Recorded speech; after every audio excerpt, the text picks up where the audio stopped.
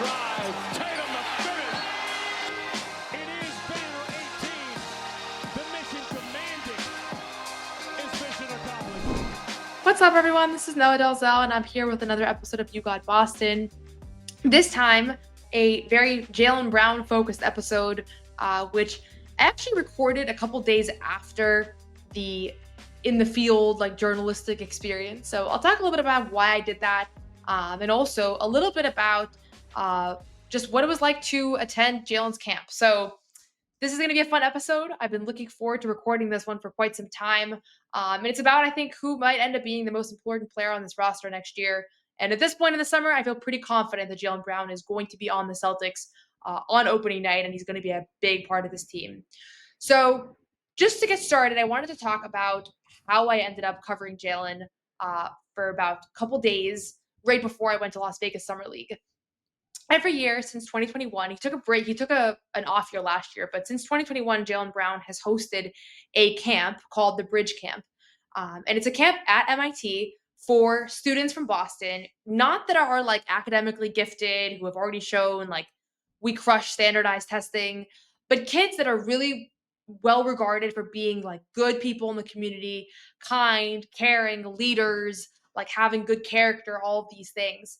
And so Jaylen and his mom, Michelle, who is the president of the Juice Foundation, which is Jaylen's foundation, their family's foundation, I should say. Jaylen and Michelle spent, a lot of time talking to boys and girls clubs from around Boston, talking to some other partner organizations that they have to identify these kids.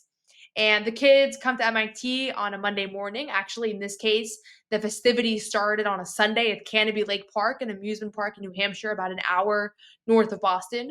And it's a week-long education immersive program that Jaylen and his mother host, as in addition to so many celebrities, so many guests, scientists, NASA astronauts, you name it, they were probably there. You had Jordan Childs, the Olympic gymnast, Cheryl Swoops, one of the greatest women's basketball players of all time, Jamel Hill, who is one of the most renowned sports journalists of our generation, on one panel, right? Killer Mike was there talking about things. They took the kids to Google on an excursion. They went to the Museum of Science. And basically what my pitch was to Jaylen and his team is that I really wanted to attend this camp because, for one, I find this stuff more fun to cover than just following the trade rumors, and I like being on the behind the scenes and the community and the human side of things. So I attended this camp, and I was basically just a camper, and I stayed out of everybody's way. I didn't take photos. I wasn't interviewing the kids in the middle of sessions. There was a time where I got my reporting in and I got my interviews in, but basically I just made sure to be a wallflower and just follow the footsteps of everybody else. And there were sessions about food insecurity, about climate change, about data visualization, about robotics.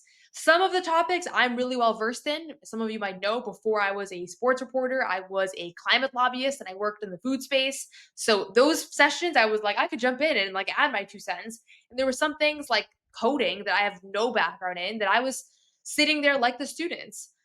One of the things that was really notable about this camp is that it's not just we're going to throw all this information at you and you have to absorb it. The idea is that all of these kids are kids that are really well-intentioned kids who might have just not had the resources that other kids nearby in a different zip code may have had, depending on the school that they attend. And this is an opportunity for them to just kind of close that gap and also be exposed to a lot of topics that they might have just not learned in school.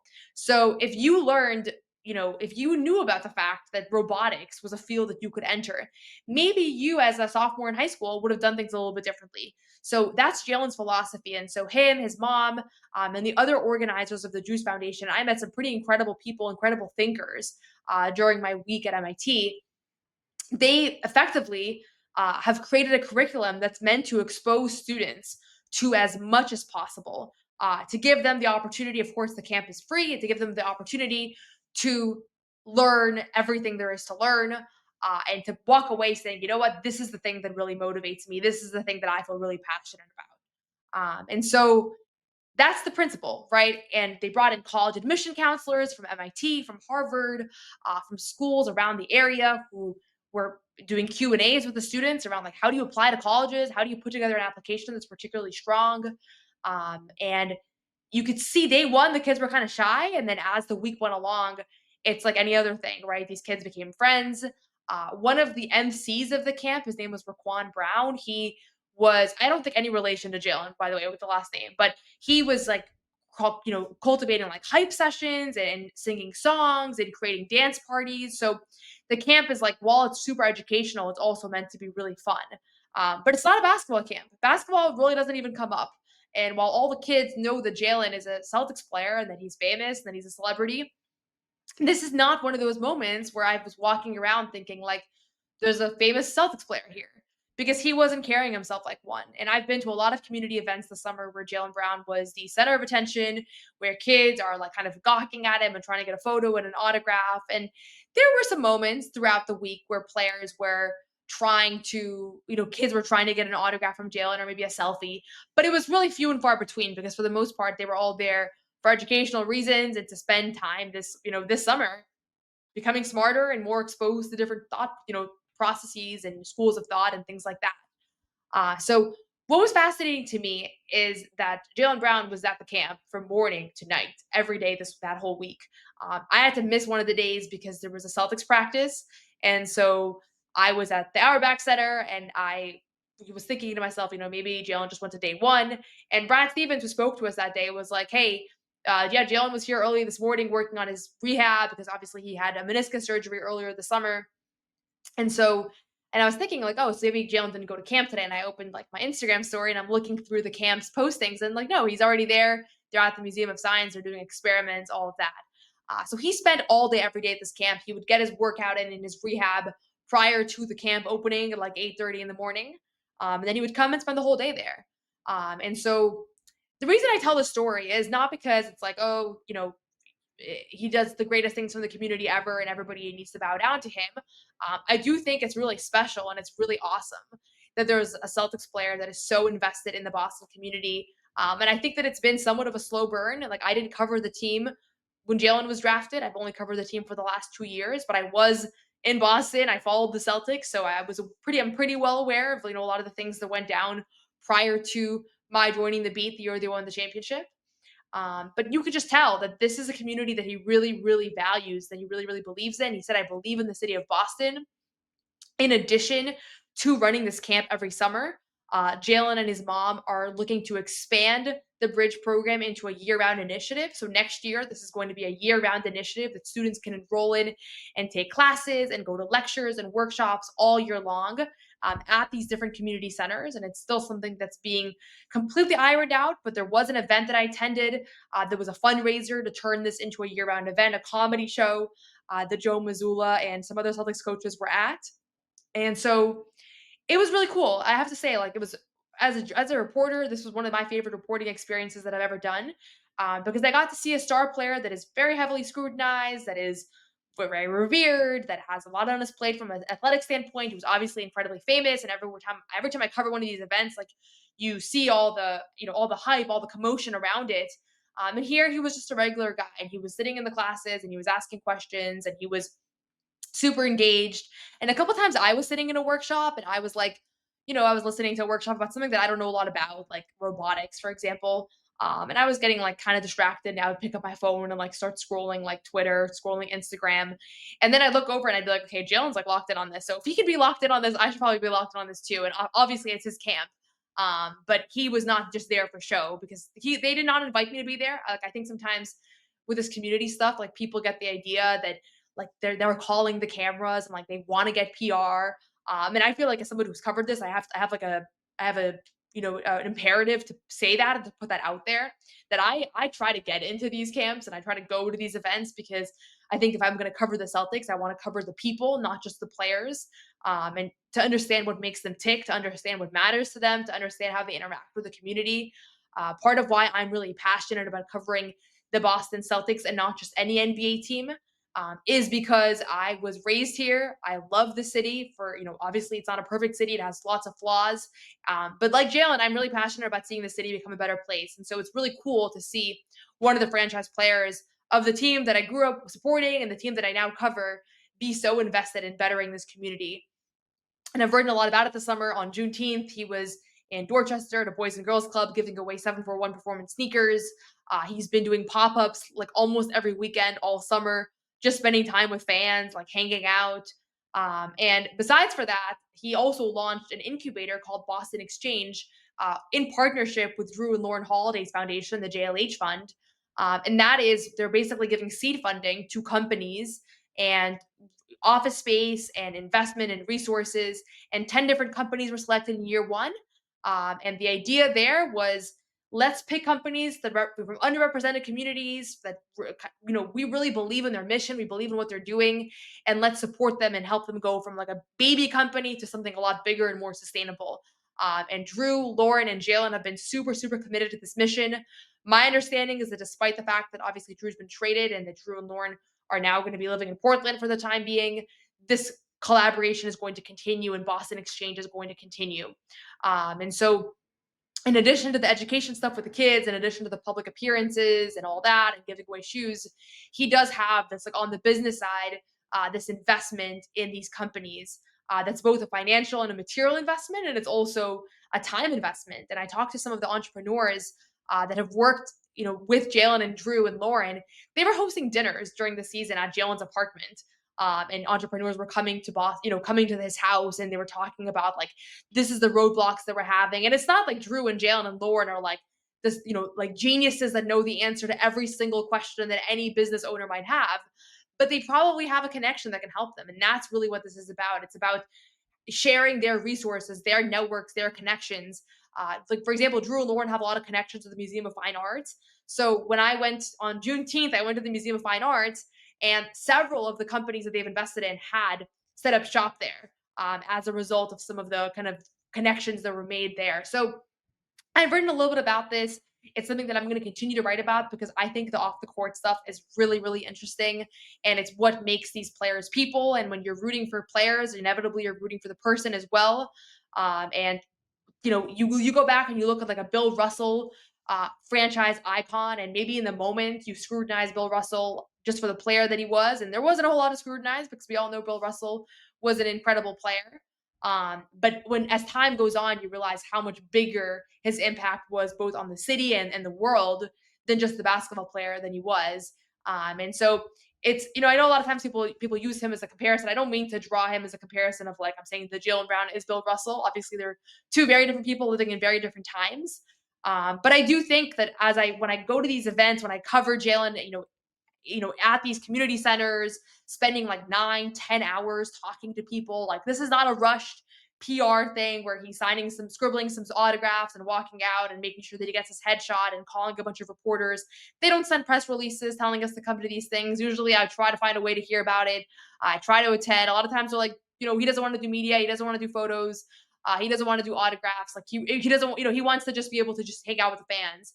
And so like, it's kind of reluctantly that they allow me into these spaces. And I just want to put that out there because sometimes I think things get misconstrued online, or like the most cynical take is like, oh, the cameras are running again.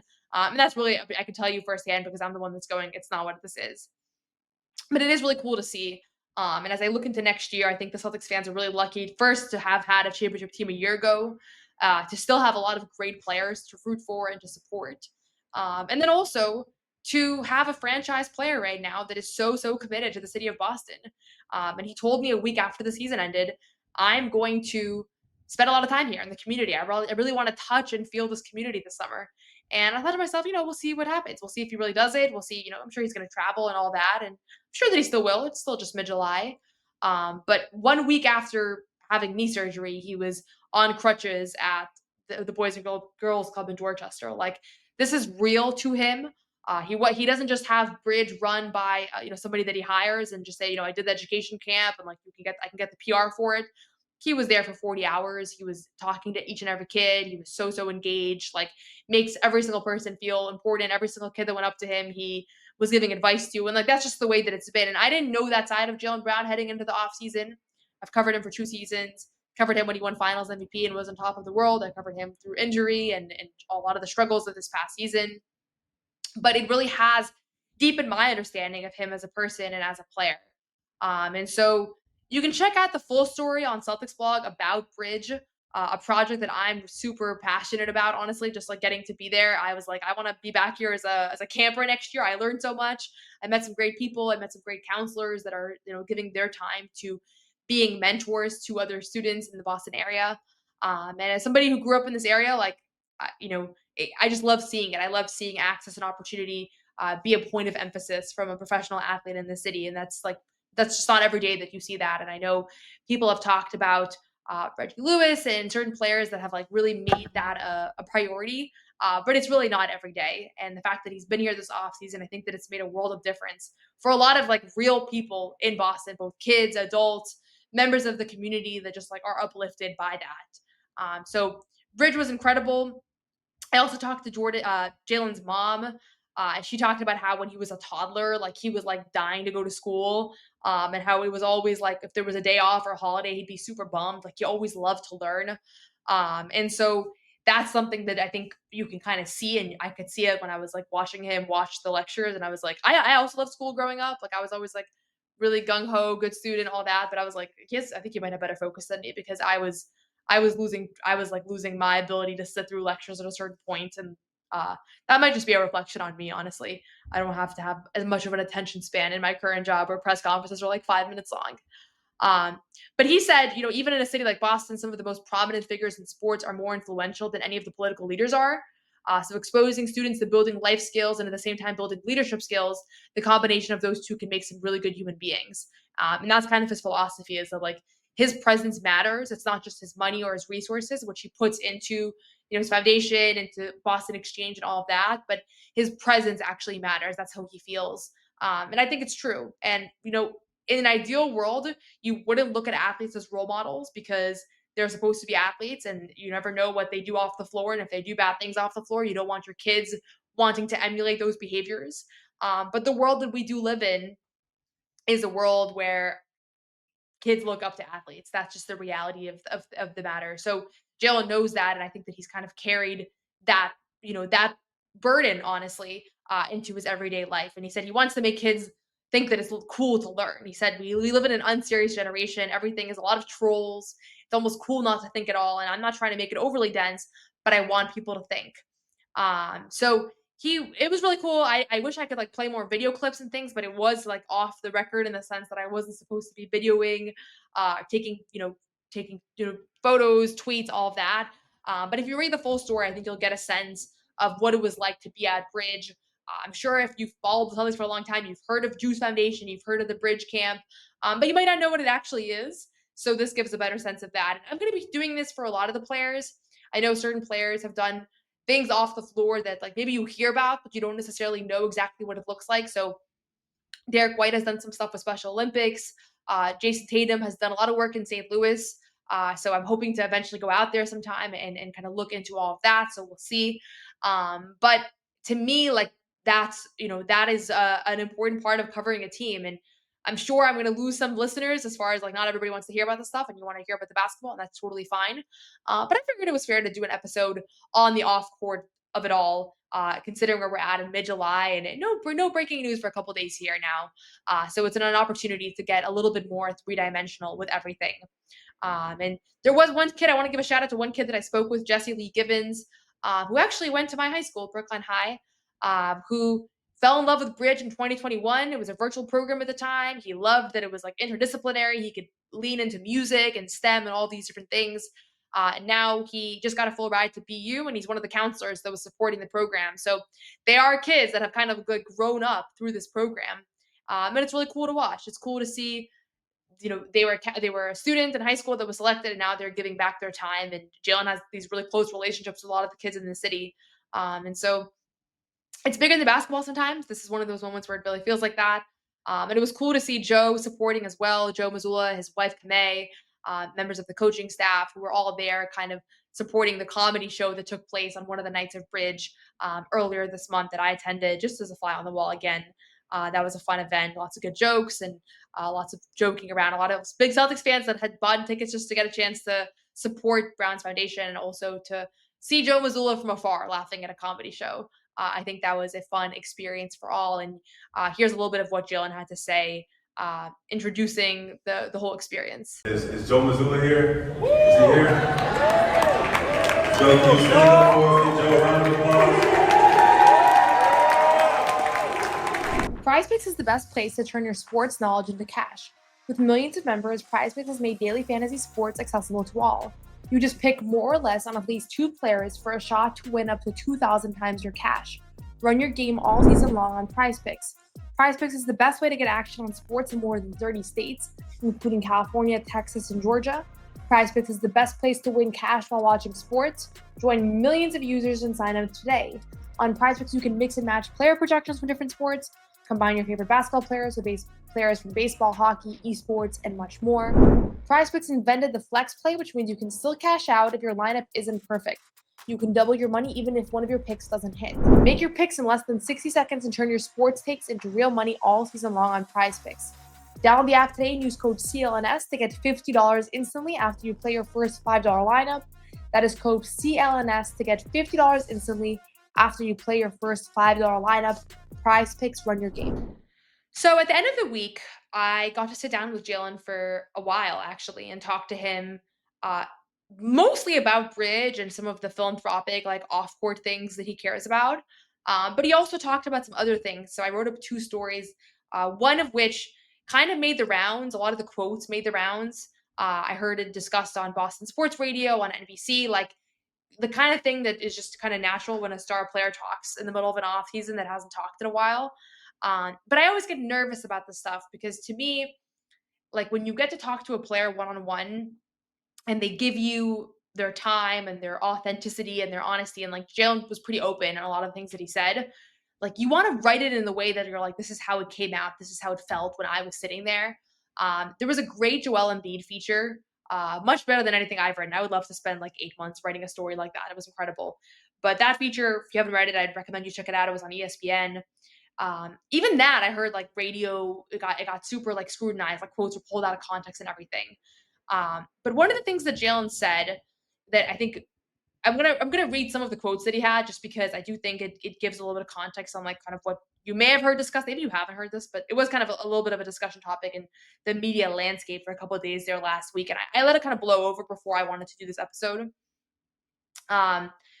He talked about how there have been like a lot of narratives around him, a lot of discussions around him, and how this summer it's been so nice to be able to connect to fans that love him and love, support him and support the team and everything. I'm going to read some of the quotes. He said, I was expecting to go back to back and win a championship, but that didn't happen. So we had a little extra time. I had surgery, which I wasn't expecting either. That kind of became a reality towards the end of the season. So rehab and stuff kept me here. It was just fitting. It just lined up that way. So I've enjoyed my time here. It's been great. I've had so much fun every single week, seeing even some of the same people over and over and meeting new people. It's been awesome. So if you're one of those fans that's been lining up at his events, like he really has appreciated it. I think he knows a lot of these fans by name. We were joking around after he knows the usernames on Twitter. He really does pay attention to all that. He said it's very mutual. The narrative is that I'm giving so much, but it's so much they're giving to me as well. I appreciate all the support, all the well wishes, all the love that I've received. So I think this ultimately has been a little bit of a tough offseason for Jaylen. Like he obviously team did not have as much success as he was hoping for. They wanted to go back to back. He has knee surgery, the first like leg surgery that he's had. I think he had a wrist surgery a couple years back, but that kind of stuff can freak you out because you're wondering like what's going to happen with your meniscus, all that moving forward. And this is what he said. He said, it's not always like that, especially through the media, through X, Y, and Z. I don't entertain a lot of stuff. I don't give my energy to a lot of stuff. I don't even fight certain narratives. I don't really say a lot. I just say the least possible because I don't want somebody to take my words and go into a different direction, which is very popular through the media, especially in Boston. I disagree with a lot of things. I've had to change roles, styles. I've had to change things to do things that other players of my talent just haven't had to do, and I've been okay with them because I've always been a team guy, and I feel like sometimes that gets taken for granted. But I'm extremely grateful that we won a championship. I'm extremely grateful that we've been able to have success, and that's what it's about. It's not about you. It's not about me, you know what I mean? I want the next generation to know that as well. It's okay to play a role in the team. It's okay to do whatever, but don't let that define you and let people define you as that. And then he said, I feel like I'm very talented. I'm one of the talented people in this league, on this planet. I feel like looking forward to show the world more, my ideas and things that I see. Sometimes it can be misconstrued or perceived in different ways and directions, and I'm okay with that too. So I think the reality is that Jaylen Brown is really confident in his skill set. He is really confident in his ability to lead this team next year, to be a great player. And he's also seen a lot of the critiques, a lot of the discussions around him, a lot of the discourse in the media, the narratives, the words getting twisted out, out of control, all that.